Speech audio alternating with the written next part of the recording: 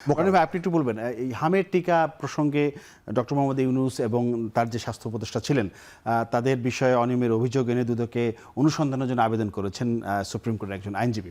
প্রশ্ন এটা না, প্রশ্ন হচ্ছে যে আপনি সামাজিক যোগাযোগ মাধ্যমে আপনি লিখেছেন যে ডক্টর মোহাম্মদ ইউনূসের সেফ এক্সিট সম্ভবত হচ্ছে না এবং নানা অনিয়মের অভিযোগ তার দিকে সুনামির মতো ধেয়ে আসছে। এই মন্তব্য সম্পর্কে একটু যদি বলতেন। এটা আসলে আমার অভিজ্ঞতা থেকে বলেছি, যেহেতু আমি রাষ্ট্র পরিচালনার সঙ্গে সম্পৃক্ত ছিলাম, 5টা বছর সংসদ সদস্য ছিলাম। ফলে এ রাষ্ট্রে সামরিক বাজেট কিভাবে হয়, স্বাস্থ্য বাজেট কিভাবে হয়, কিভাবে জুডিশিয়ারি ফাংশন করে, কিভাবে আমলাতন্ত্র ফাংশন করে, এই জিনিসগুলো আমার দেখার সুযোগ হয়েছে। তো সেই দিক থেকে আমার কাছে মনে হয়েছে যে 17 মাস ধরে ডক্টর মোহাম্মদ ইউনূস এবং তার সহযোগীরা অনেক কাজ করেছেন, কিন্তু এই রাষ্ট্রের কল্যাণের জন্য যে রেগুলার যে কাজগুলো করার দরকার সেই কাজগুলো একটাও করেননি। যেমন আইন শৃঙ্খলা, তারপর সেই যে হামের টিকা, এরপর শেষে দুর্নীতি কমানো নয়, ঠিক কাজের একটা স্মুথ গতি রেখে যাতে করে দুর্নীতিটা মানে কম থাকে।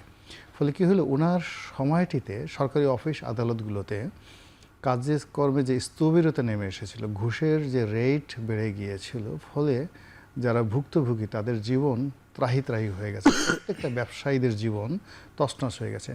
এবং তিনি ডাক্তারদের সাথে কোনো বৈঠক করেননি, ব্যবসায়ীদের সঙ্গে কোনো বৈঠক করেননি। তিনি শুধুমাত্র সংস্কার নিয়ে 3-0 থিওরি নিয়ে, আর শুধু লোকজন তাকে তালি দেবে আর বিদেশি পত্রপত্রিকায় কখন তার সাক্ষাৎকার নেবে, এই বিষয়গুলো নিয়ে তিনি ব্যস্ত ছিলেন।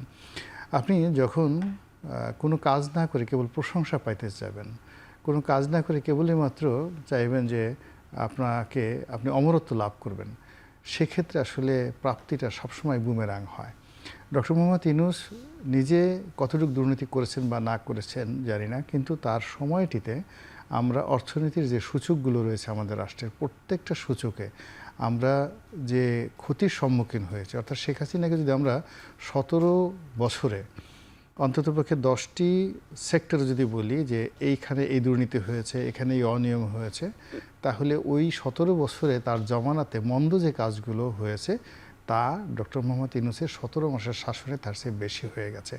ফলে আসলে আমাদের দেশের নর্মাল ব্যাপার হলো রাষ্ট্রীয় কর্মকাণ্ড এবং রাজনৈতিক কর্মকাণ্ডে দুর্নীতি করে, অনিয়ম করে বা এখান থেকে কাজ না করে আপনি রাষ্ট্রের একটা টাকা খেয়েছেন, তারপরে সুস্থভাবে বাংলাদেশ থেকে একেবারে সুন্দরভাবে মরতে পেরেছেন জেলে না গিয়ে, এরকম ঘটনা কারো ক্ষেত্রে ঘটেনি। ফলে ডক্টর মোহাম্মদ ইউনূস এই 17 মাস বসে বসে যমুনাতে পোলাও খেয়েছেন, কুরমা খেয়েছেন, কালিয়া খেয়েছেন, কুপ্তা খেয়েছেন। ফলে এই জিনিসগুলোর হিসাব তাকে দিতে হবে, জনগণের কাছে দিতে হবে, আল্লাহর কাছেও দিতে হবে, এবং প্রকৃতির একটা বিচার আছে এবং সেই বিচারটা দেখেন এখন শুরু হয়ে গেছে।